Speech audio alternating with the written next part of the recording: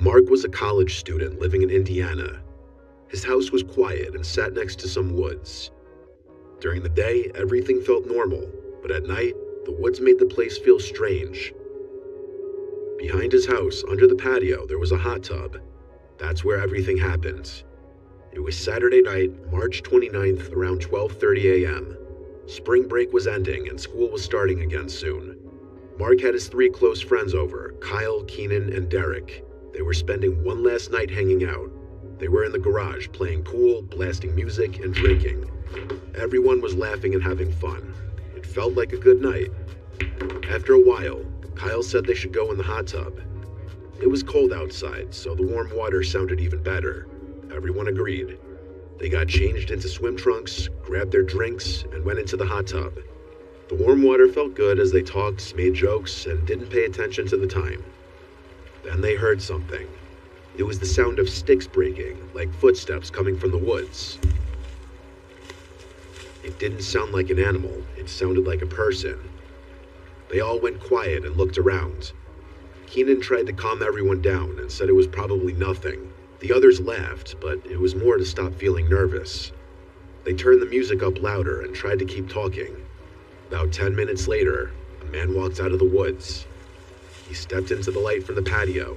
He was wearing a long black coat, white sweatpants, and a gaming headset. His eyes were wide, and his face didn't show any feeling. Everyone jumped. They yelled at him and asked who he was and what he was doing. The man raised his hands and said his name was Seth. He said he was 33 years old and he heard them laughing and wanted to join. The guys just looked at each other, confused. Mark told him to leave, but he didn't listen. Instead, Seth took off his coat, then his shoes, and then his pants. He was now in only his underwear. Then he got into the hot tub. No one knew what to say. Mark pulled out his phone and started recording, not for fun, but because the whole thing felt unreal. This was the footage he captured.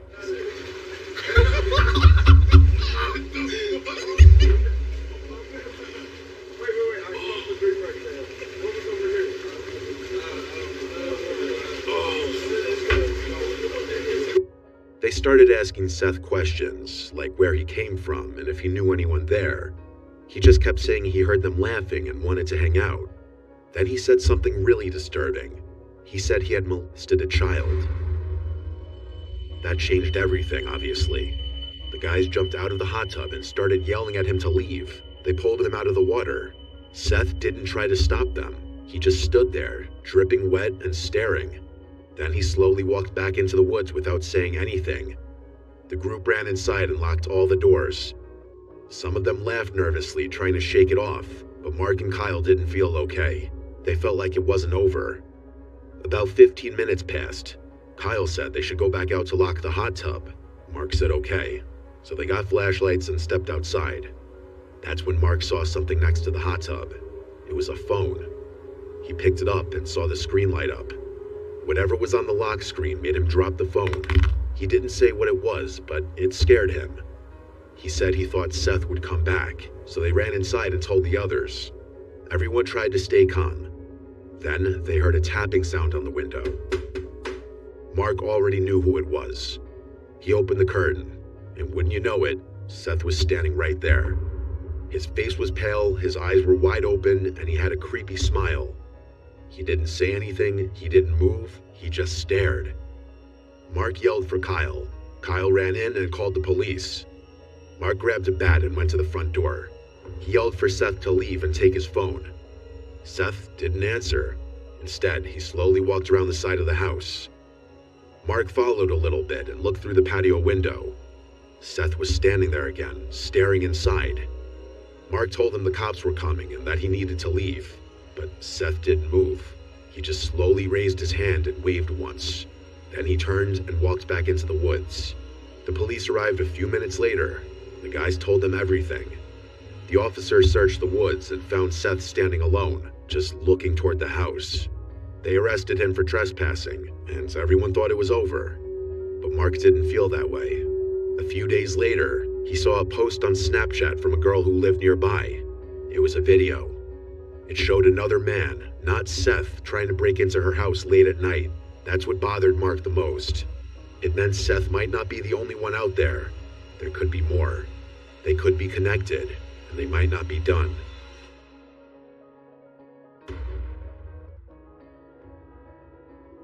A few years ago, 3 high school friends named Beck, Matthew, and Tyler decided to explore a sewer tunnel in their neighborhood. It was winter and very cold outside. The tunnel was at the edge of their neighborhood, under a small creek next to some office buildings. These buildings were empty and dark at night. The boys had seen the tunnel before, but never went inside of it. It always looked creepy, and they joked about it, but deep down they were curious. That night, they finally decided to go in. They brought sleds with them, thinking it would help if someone asked what they were doing. They knew they weren't allowed to be there, but they wanted to do something exciting. Just as they pulled into the parking lot, a police car showed up.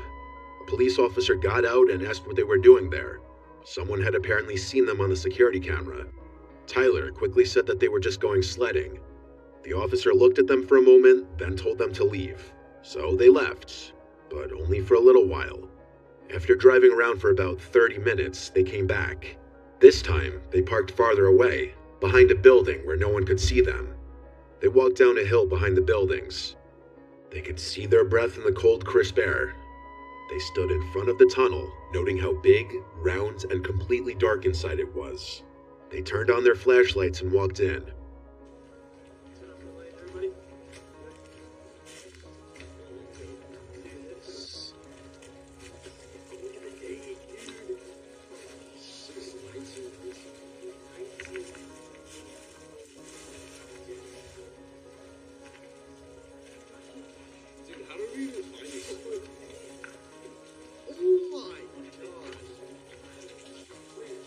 Inside the tunnel, the ground was dry. It was quiet, except for the sound of water dripping deeper in. The walls had graffiti all over them. Most of it looked old, but one thing caught their eye. A date was spray painted in large red numbers. 6/19/19. The paint looked newer than the rest, like it was done recently. That made them feel uneasy.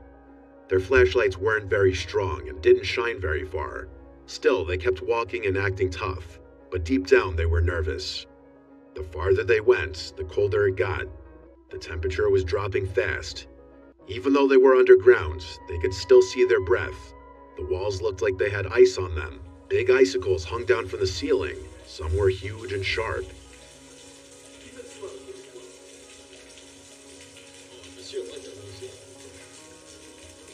I think I saw movement. Wait. What's that? Hello?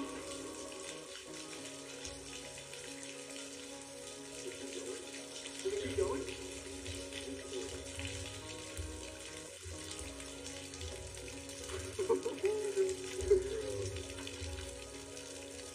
Dude, and these icicles can like impale you, dude. Look at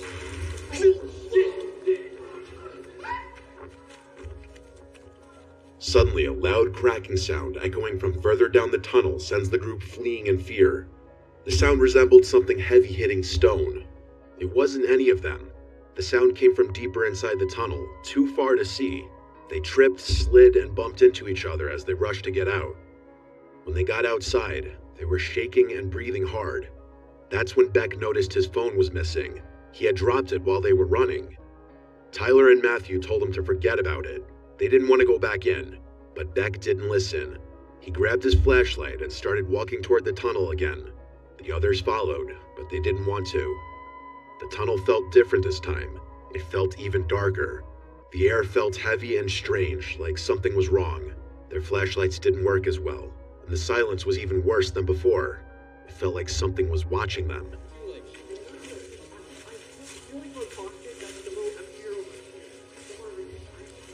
Go over here, this one. dude, that's when we fucking heard the noise. Shit, dude, you have to go back there. You're going first, bro. We're not leading the way. Yeah, somebody else lead the way, please. No, it's your phone, bro. At some point off camera, Beck found his phone. Afterwards, the group continued deeper into the tunnel investigating. And that's when they heard a sound. It must have hit like here. What was it, dude? A loud scream came from deeper in the tunnel. It echoed off the walls and felt like it was getting closer. They didn't wait. They turned and ran as fast as they could. This time, no one talked, no one looked back. They just ran. They got to the car, jumped in, and drove away without stopping. The car ride back was mostly silent. The three friends thought it was over when they all got home. They were ready to move on with their lives. But late that night, Beck's doorbell rang twice. This was at some off hour in the night. When Beck's dad went to answer the door, nobody was there. This of course begs the question, were the boys followed home that night? Or was it simply a very unfortunately timed ding-dong ditch? That remains a mystery. The night left more questions than answers for the three friends, but they all heard the noises and of course got it on video. Perhaps it was something they weren't meant to stumble upon.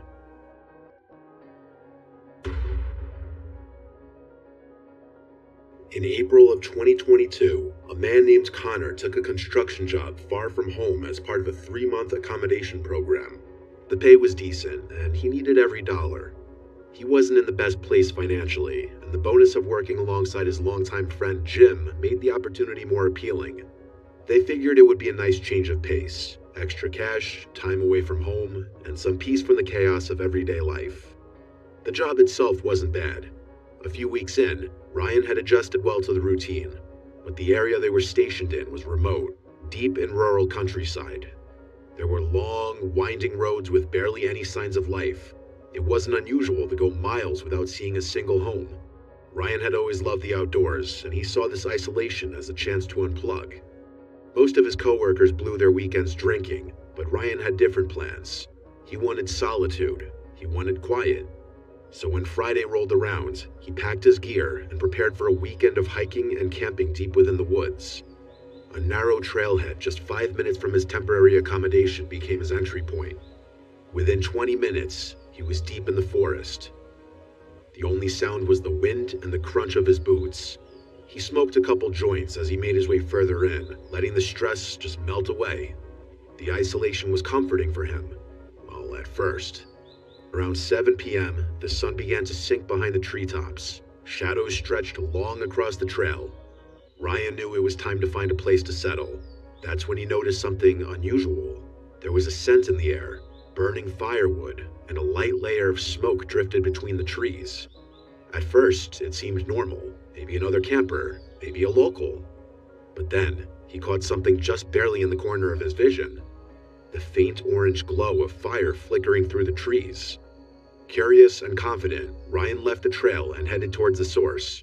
He wasn't scared. He trained in combat sports during his teens and stayed in good shape. Still, something about this felt off to him. As he moved closer, he began to see strange metallic glints. Shopping carts, dozens of them. They were tied to trees with rope hanging from the branches. Some mangled and suspended in bizarre positions, like a twisted jungle gym of rusted steel. It didn't look like a campsite. It looked like a ritual site, like something meant to be seen and feared. Ryan pulled out his phone and started snapping photos. He had to prove this to his friends someday because no one would believe it otherwise. Then, something even stranger caught his eye.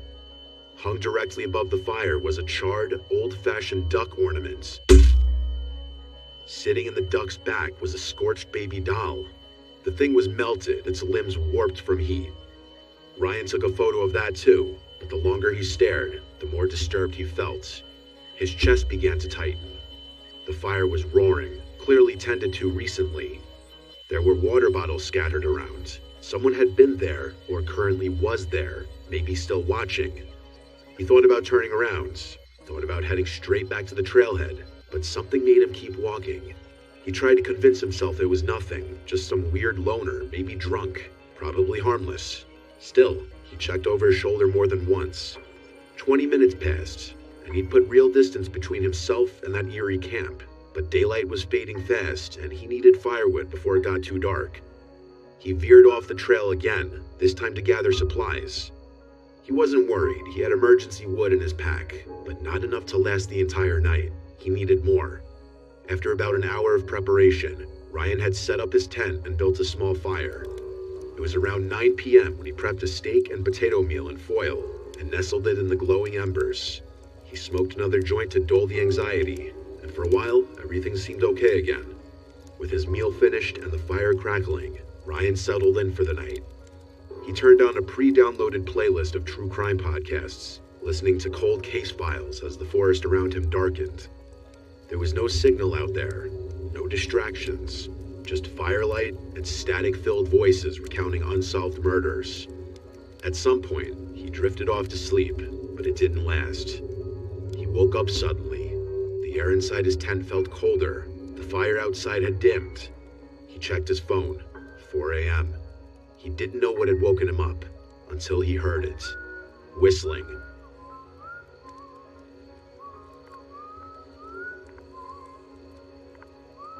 A slow, eerie tune carried through the trees surrounding his camp.